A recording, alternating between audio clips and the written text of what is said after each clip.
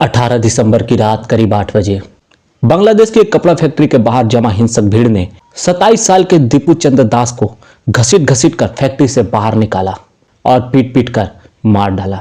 सारे कपड़े नोच कर फेंक दिए और फिर निर्वस्त्र लाश को फांसी पर लटका कर जला दिया। दीपू को इतनी बर्बरता से मारने वालों में उसके साथी भी थे। भीड़ का आरोप था कि दीपू ने पैगंबर मोहम्मद की शान में गुस्ताखी की है। दीपू ने पैगंबर मोहम्मद का अपमान किया है। दीपू के हत्या के बाद बीएचपी जैसे हिंदूवादी संगठन दीपू के हत्यारों को सजा देने की मांग कर रहे हैं। आखिर कौन थे दीपू चंद्र दास? क्या वाकई उन्होंने पैगंबर मोहम्मद का अपमान किया था? बांग्लादेश में हिंदुओं की इस हालत का जिम्मेदार कौन है? उनकी सुरक्षा के लिए भारत सरकार क्या कर सकती है? जानेंगे आज के शो में। नमस्कार, मेरा नाम है राजेंद्र मिश्रा और आप देख रहे हैं क्राइम अफेयर्स राजेंद्र। सबसे पहले जानते हैं आखिर दीपू चंद्र दास कौन थे और उन पर क्या आरोप लगे थे। 27 साल के दीपू मैमनसिंह बांग्लादेश के रहने वाले थे। मैमनसिंह के बनिहाल यूनियन इलाके में उनका गांव था। मोका मियां कांडा। इस गांव से तकरीबन 40 किलोमीटर दूर पायनियर निटवियर्स लिमिटेड के नाम से एक कंपनी है जो कि कपड़े सिलने का काम करती है। बांग्लादेश में इस तरह की हजारों कंपनियां हैं। इस कंपनियों में भी दूसरी कंपनियों की तरह विदेशी ब्रांड के लिए कपड़े सिले जाते थे। दीपू ने कॉलेज से ग्रेजुएशन की थी और पिछले 2 साल से इस कंपनी में बतौर क्वालिटी सुपरवाइजर काम कर रहा था। उनका काम था सिले कपड़ों का जांच करना। इसके लिए उन्हें महीने के करीब 12,500 टका यानी भारतीय रुपए में 9,000 रुपए मिलते थे। 12 घंटे की शिफ्ट हुआ करती थी, इसलिए दीपू महीने में महज एक बार ही अपने गाँव जा सकते थे। घर में उनके अलावा पिता रवि चंद्र दास, भाई ओपू चंद्र दास, दीपू की पत्नी और एक 1.5 साल की बेटी है। न्यूयॉर्क टाइम्स की खबर के मुताबिक दीपू चंद्र दास के साथ काम करने वाले उसके एक सहकर्मी सलीम मियां के मुताबिक 18 दिसंबर को शाम को तकरीबन 4 बजे फैक्ट्री के बाहर चाय की दुकान पर दीपू के सहकर्मियों के साथ धार्मिक मामलों पर चर्चा हो रही थी। कुछ लोगों ने कहा कि हफ्ते भर की गलतियों की माफी के लिए शुक्रवार की नमाज सबसे बेहतरीन समय होता है। इस पर दीपू ने कहा, जुम्मे के लिए इतना जुनून, ये एक अंधविश्वास जैसा लगता है। इससे वहां मौजूद उसके मुस्लिम दोस्तों ने दीपू से हिंदू धर्म में फैले अंधविश्वास के बारे में भी सवाल किए। तो दीपू ने कहा, अंधविश्वास तो हर धर्म में होता है। इसके बाद दीपू की वहां उसके मौजूद मुस्लिम साथियों के साथ अनबन हो गई। इसी अनबन के दौरान उसके साथियों ने आरोप लगाया कि दीपू ने पैगंबर मोहम्मद का अपमान किया है और दीपू के साथ झगड़ा शुरू कर देते हैं। दीपू के भाई ओपू चंद्र दास ने बताया कि उस दिन घटना वाले दिन तकरीबन 7 बजे दीपू के एक साथी का उसके पास फोन आता है। फोन में उसके साथी ने बताया, जल्दी करो, तुम्हारा भाई मुसीबत में है, किसी को तुरंत यहाँ भेजो। और फिर 1 घंटे बाद ओपू बताता है कि उसी दोस्त का फिर से फोन आया और उसने कहा कि दीपू अब इस दुनिया में नहीं रहा। बहस के बाद आखिर ऐसा क्या हुआ कि दीपू को बेरहमी से उसकी हत्या कर दी गई? बांग्लादेश की रैपिड एक्शन बटालियन यानी रैप और पुलिस के मुताबिक झगड़ा बढ़ने के बाद फैक्ट्री के सुपरवाइजर ने दीपू के ऊपर इस्तीफा देने का दबाव बढ़ाया। उसे मजबूर किया कि वो इस्तीफा दे और उसके बाद दीपू को भीड़ के हवाले कर दिया। बांग्लादेश की एक अखबार प्रथम आलोक के मुताबिक रैप के कमांडर नईमुल हसन ने बताया कि 4 बजे के आसपास फैक्ट्री के फ्लोर इंचार्ज मोहम्मद आलमगीर हुसैन और क्वालिटी इंचार्ज मोहम्मद मिराज हुसैन उर्फ अकान ने टीपू पर इस्तीफा देने का दबाव बढ़ाया और उसे मजबूर किया कि वो फैक्ट्री से इस्तीफा दे। इस बीच फैक्ट्री का शिफ्ट चेंज होने का वक्त आ गया। दूसरे शिफ्ट वाले कर्मचारी भी गेट के बाहर खड़े हो गए। जैसे ही यह खबर बाहर फैली आग की तरह, वहां के लोकल भी फैक्ट्री पर आकर जमा होने लगे। बांग्लादेश के अखबार द डेली स्टार के मुताबिक फैक्ट्री के सीनियर मैनेजर ने कहा कि रात के तकरीबन 8:45 बजे घुसाई भीड़ फैक्ट्री का गेट तोड़कर फैक्ट्री के अंदर घुस आए और दीपू को खींचकर अपने साथ बाहर लेकर चली गई। फ्लोर इंचार्ज आलमगीर ने अपने आप को बचाने के लिए अखबार से कहा कि दीपू ने पैगंबर मोहम्मद साहब के अपमान में उनकी शान में कुछ गुस्ताखी की थी।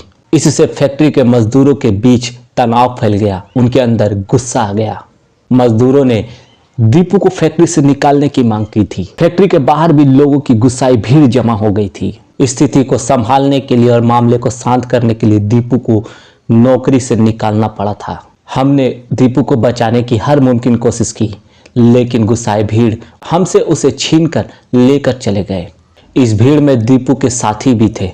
सबने मिलकर लोहे के छड़ों से, डंडों से दीपू की मार मार कर उसकी निर्मम हत्या कर दी। दीपू के मरने के बाद भीड़ ने इस्लामिक नारे लगाए, साथ में कहा अल्लाहू अकबर, और सबको निर्वस्त्र करके पास के ही बस अड्डे पर लेकर गए। भीड़ में से किसी ने उस पर केरोसिन छिड़कर उसे आग के हवाले कर दिया।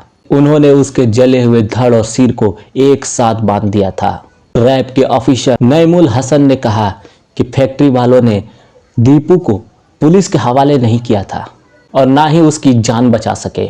मूलतः बांग्लादेश की रहने वाली मशहूर लेखिका तस्लीमा नसरीन ने अपने पोस्ट में कहा, जिहादी मजदूरों द्वारा फैलाई गई अफवाह के कारण फ्लोर मैनेजर ने उसे इस्तीफा देने के लिए मजबूर किया।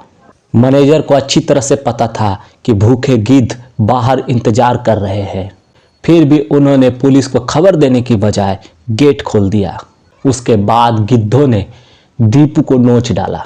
बांग्लादेश की पुलिस के ऊपर यह आरोप भी लग रहा है कि वो दीपू की हत्या में शामिल थी। फैक्ट्री में तनाव की खबर मिलने के बावजूद पुलिस जानबूझकर देरी से पहुंची। तब तक दीपू की हत्या की जा चुकी थी।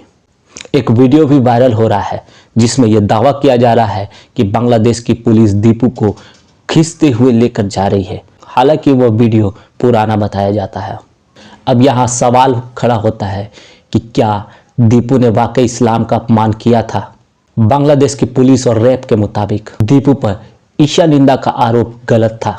रैब के ऑफिसर नईमुल हसन के मुताबिक दीपू पर पैगंबर मोहम्मद का अपमान करने का आरोप कहीं से साबित नहीं होता।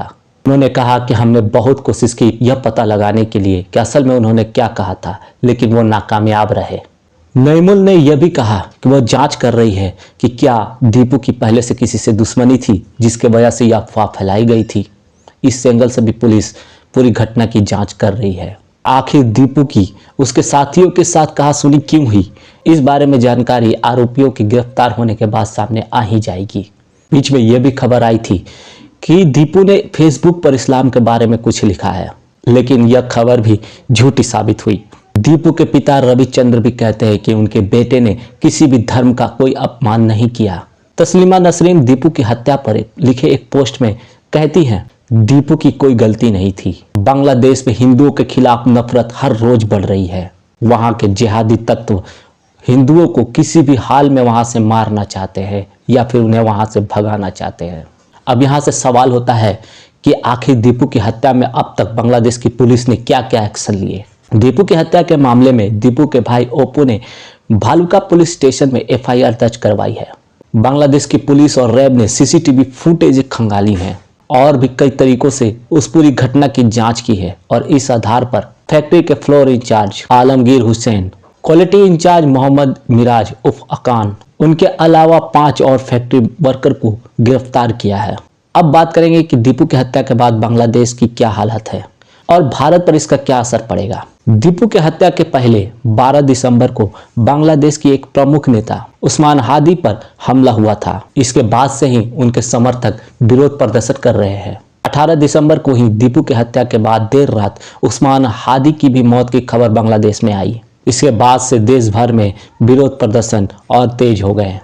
प्रदर्शनकारियों ने शेख हसीना की अवामी लीग पार्टी के नेताओं और उनके ऑफिसों के घर पर तोड़फोड़ की और आगजनी का सिलसिला शुरू हुआ, जिसमें बांग्लादेश की प्रमुख न्यूज एजेंसियां भी नहीं बच पाईं। प्रथम आलो और डेली स्टार के ऑफिस पर भी दंगाइयों ने हमला किया और उस ऑफिस को आग के हवाले कर दिया। साथ में भारतीय उच्चायोग के सामने भी भारत विरोधी नारे लगाए गए, वहां प्रदर्शन किए गए। दरअसल हादी एंटी इंडिया माने जाते थे, इसीलिए हादी के समर्थकों को ऐसा लगता है कि हादी के मौत में शायद भारत का भी हाथ हो। जुलाई 2024 में शेख हसीना सरकार के खिलाफ हुए प्रदर्शनों में हादी की मुख्य भूमिका थी। इन्हीं प्रदर्शनों के बाद शेख हसीना की सरकार का तख्ता पलट हुआ और उन्हें अपना देश छोड़कर भारत आना पड़ा। बांग्लादेश में अल्पसंख्यक एकता मोर्चा के संयोजक मनिंद्र कुमार नाथ बताते हैं कि बांग्लादेश में अल्पसंख्यकों की हालत बहुत खराब है और वो यूनिट सरकार को हटाने की भी मांग कर रहे हैं। उन्होंने कहा कि सरकार प्रदर्शनकारियों के खिलाफ किसी प्रकार का कोई एक्शन नहीं ले रही है। बांग्लादेश की कम्युनिस्ट पार्टी सीपीबी ने भी दीपू की हत्या के विरोध में विरोध प्रदर्शन किए। शेख हसीना ने यूनिट सरकार पर आरोप लगाते हुए कहा कि वो कट्टरपंथियों को संरक्षण दे रही है। इधर भारत में भी इस हत्याकांड के विरोध में विरोध प्रदर्शन हो रहे हैं। बीएचपी सहित कई आम लोग भी इस विरोध प्रदर्शन में शामिल हो रहे हैं। बीएचपी ने दिल्ली में बांग्लादेश के उच्चायुक्त के सामने भी प्रदर्शन किए हैं। कोलकाता, बम्बई, सिलीगुड़ी, अगरतला जैसे देश के हर हिस्से में विरोध प्रदर्शन किए जा रहे हैं। बांग्लादेश के उच्चायुक्त की भारत सरकार सुरक्षा बढ़ा चुकी है और बांग्लादेश ने भारत में अपनी वीजा सर्विसेज भी बंद कर दी हैं। संयुक्त राष्ट्र सुरक्षा परिषद से दीपू की हत्या की जांच करने के लिए एक समिति बनाने का अनुरोध किया गया है, जिसमें 4 भारतीय मेंबर को भी शामिल करने का रिक्वेस्ट किया गया है। अब आखिरी सवाल यह पैदा होता है कि बांग्लादेश में हिंदुओं की यह हालत किसकी वजह से हुई है। भारत और नेपाल के बाद सबसे ज्यादा हिंदू दुनिया में अगर कहीं हैं तो वो देश है बांग्लादेश। 1951 की जनगणना के मुताबिक पूर्वी पाकिस्तान यानी आज का बांग्लादेश, वहां हिंदुओं की आबादी तकरीबन 22% थी। 1971 में बांग्लादेश बनने के बाद वहां पहली बार जनगणना 1974 में हुई, जहां हिंदुओं की आबादी गिरकर महज 13.5% रह गई। साल 2022 की जनगणना बताती है कि बांग्लादेश में तकरीबन अब सिर्फ 1.5 करोड़ हिंदू ही रह गए हैं, जो उनके कुल आबादी का तकरीबन 7.95% है। दरअसल बांग्लादेश में लंबे समय से हिंदू विरोधी घटनाएं होती रही हैं। मार्च 1971 में पाकिस्तानी सेना द्वारा चलाए गए ऑपरेशन सर्च लाइट में हिंदुओं को खोज कर मारा गया, जिसमें तकरीबन 4 लाख औरतों के साथ रेप किया गया और तकरीबन 30 लाख हिंदू लोग वहां मारे गए। 1990 में भी बाबरी मस्जिद के विध्वंस के बाद वहां के गुस्साए कट्टरपंथी लोगों ने वहां के हिंदू समुदाय पर हमला किया, उनके घरों में आग लगाई, उनकी दुकानें लूट ली गई। दिसंबर 2015 में बांग्लादेश के दिनाजपुर में एक हिंदू धार्मिक समारोह के दौरान वहां बम विस्फोट किए गए, जिसमें कई हिंदू मारे गए। बांग्लादेश के प्रमुख मानवाधिकार संगठन NO सालिस सेंटर की रिपोर्ट के अनुसार 2016 में बांग्लादेश में हिंदुओं के 66 घर और 49 मंदिरों को नुकसान पहुंचाया गया और उन्हें नष्ट कर दिया गया। इन सारे मामलों में वहां के स्थानीय लोगों ने हिंदुओं की जमीन हड़पने के लिए ऐसा किया। पूर्व PM शेख हसीना वहां एक सेकुलरवादी नेता मानी जाती थी। उनकी तख्ता पलट के बाद हिंदुओं के खिलाफ जो वहां हमले शुरू हुए, बदतूर अब तक जारी हैं। बांग्लादेश के हिंदू बौद्ध ईसाई एकता मंच के अनुसार 2024 में शेख हसीना के विरोध प्रदर्शन के दौरान करीब 300 हिंदू घरों को टारगेट किया गया, उन्हें नुकसान पहुंचाया गया, उनमें तोड़फोड़ की गई और मंदिरों में नुकसान पहुंचाई गई।